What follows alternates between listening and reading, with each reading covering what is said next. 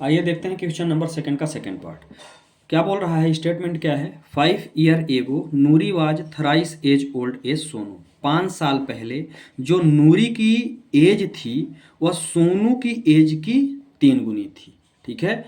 10 years later, 10 साल बाद, Noori will be twice या twice as old as Sonu. 10 साल बाद जो नूरी की एज है वो सोनू की क्या हो गई, दुगुनी बची या दुगुनी थी।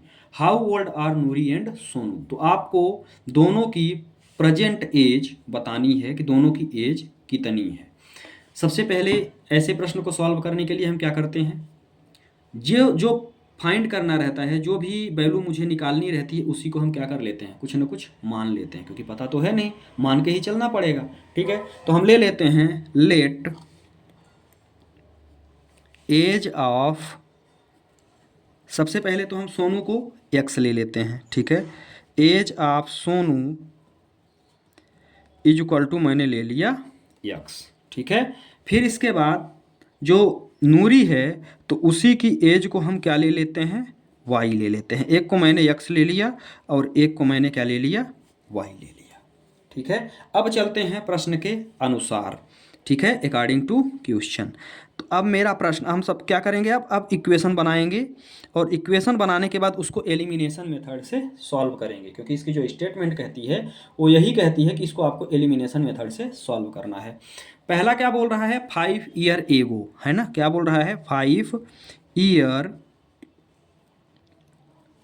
एगो। ठीक है, 5 साल पहले। भाई आज मेरी आयु क्या है, x है और y है। ध्यान से देखिएगा इक्वेशन कैसे बनाएंगे। किसी की आयु x आज प्रेजेंट में x और y है, तो यदि हम 5 साल पहले चलेंगे तो 5 साल पहले के लिए क्या होगा, दोनों में हम 5 घटा देंगे, तब तो हम 5 साल पहले जाएंगे।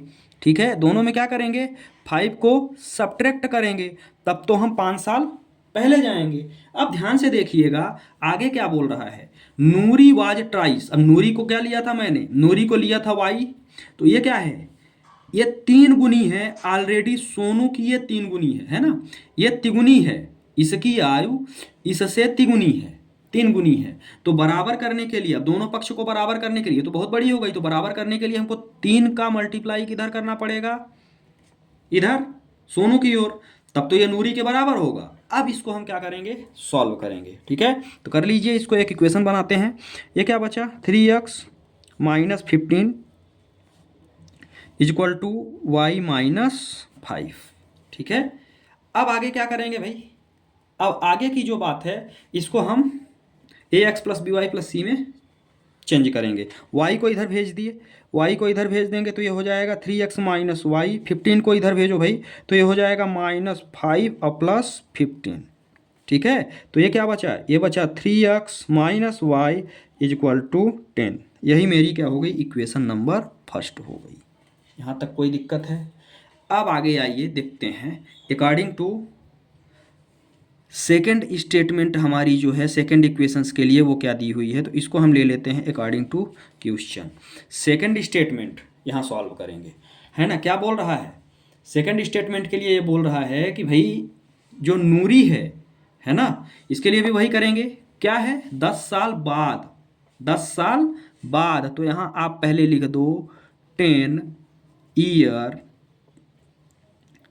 लेटर। ठीक है, 10 ईयर लेटर, 10 साल बाद। 10 साल बाद की यदि हम बात करते हैं तो हमारा क्या होगा, आज हमारी एज x और y है, तो 10 साल बाद क्या होगी, x प्लस 10 हो जाएगी, और एक की क्या होगी, y प्लस 10 हो जाएगी। कोई दिक्कत है। अब ध्यान से देखना, x आप किसको लेके चले थे, सोनू को, तो सोनू आपका x है। अब यही तो बेचारा छोटा है, क्योंकि ये तो बहुत बड़ी है। ये क्या बोल रही है, ये बोल रहा है कि भैया ये इसकी आयु 10 साल बाद क्या हो जाती है, सोनू की आयु की दुगुनी रह जाती है। तो ये जब ये दुगुनी हो गई तो इक्वल करने के लिए हमको मल्टीप्लाई बेचारा सोनू की ओर करना पड़ेगा, तब तो दोनों बराबर होंगे। अब चलिए ये भी इक्वेशन निकाल लेते हैं। तो 2x प्लस 20 बचा यहाँ पे, और यहाँ पे कितना बचा, y प्लस 10। इसको y को इधर भेज दो, तो क्या बचा, 2x minus y is equal to 10 minus 20।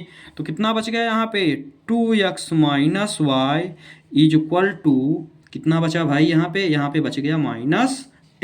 यही हो गई मेरी इक्वेशन नंबर सेकेंड। अब बचा एलिमिनेशन, तो वो तो आप आराम से कर सकते हो। अब स्क्रीन से प्रश्न हम हटा रहे हैं और नीचे एलिमिनेशन मेथड से इसका सल्यूशन करेंगे। ये रहा इक्वेशन फर्स्ट, ये रहा इक्वेशन सेकंड। इसी के नीचे हम इक्वेशन सेकंड को अब राइट कर रहे हैं। तो ये हो गया 2x माइनस वाई, और यहाँ पे क्या बचा, यहाँ पे मेरा बच गया -10। ये हो गई मेरी इक्वेशन सेकंड। ठीक है, अब आगे क्या कर सकते हैं।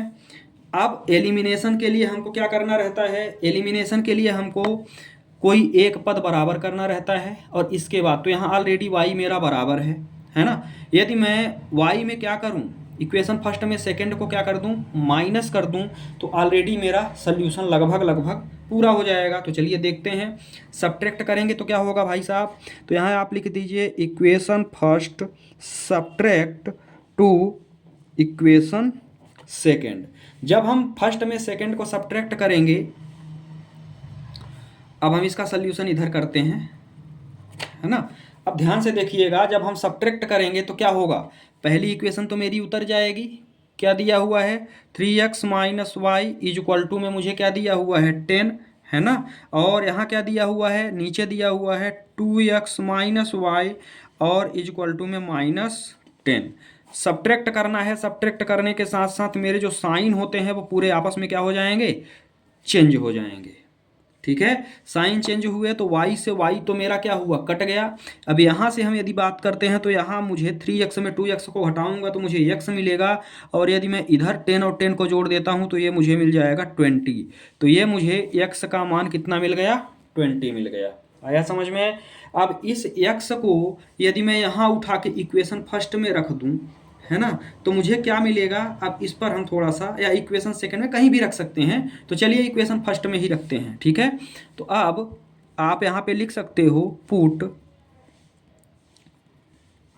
Value of x in equation first. ठीक है, इक्वेशन फर्स्ट में जब हम वैल्यू रखेंगे इसकी तो कितनी आएगी, ये ध्यान से देखिएगा। इक्वेशन फर्स्ट की बात करते हैं तो क्या दिया हुआ है, ये दिया हुआ है 3x minus y is equal to दिया हुआ है 10। ठीक है, यदि हम इसकी बात करते हैं तो आगे की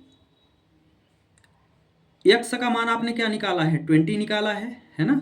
x का मान आपने 20 निकाला है, तो चलिए रख देते हैं 3 into 20 minus y is equal to में मुझे कितना मिल गया, 10 मिल गया। तो ये कितना मिला, ये मिला 60 minus y is equal to 10। ध्यान से देखना, ये कितना बचा भाई, 60 को इधर भेज दो तो ये बचा -y is equal to 10, minus इधर आएगा तो ये हो जाएगा 60, तो -y इज इक्वल टू हो गया -50। y का मान कितना आ गया मेरा, y का मान आ गया मेरा 50, क्योंकि माइनस माइनस हो गया प्लस। आ गया समझ में।